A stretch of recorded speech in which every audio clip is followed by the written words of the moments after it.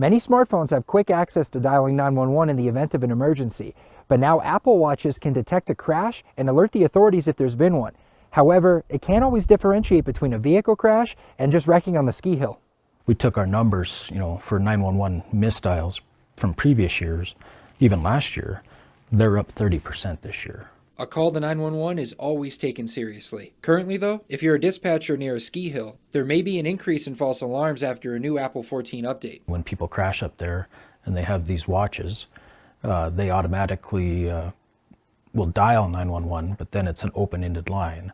And so our dispatchers are able to tell, if there's a true emergency or if they can hear the rustling in the background and that it's just a misdial. On the mountain, GM Jeff Schmidt says the constant calls from wrecks could cause more harm than good. The watch doesn't know if you fell and broke your back or if you fell because you hit a piece of ice and you're getting back up. But if the watch is set to that and calls 911, to me that's a problem.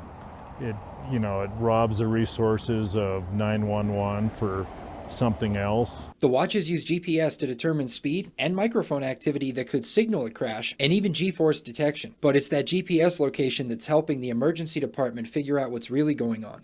As long as we can see the person coming down from the top of the mountain, making their way down to the bottom, it doesn't worry us too much so long as we do have movement for the skier who was involved. Carbon County says they're receiving about 2 calls a day from ski crashes. An annoyance, yes, but one the dispatch supervisor is happy to live with. God forbid you forget to turn that back on when you leave the mountain and end up in a crash. We would rather not even risk that. In Red Lodge, Phil Van Pelt, MTN News.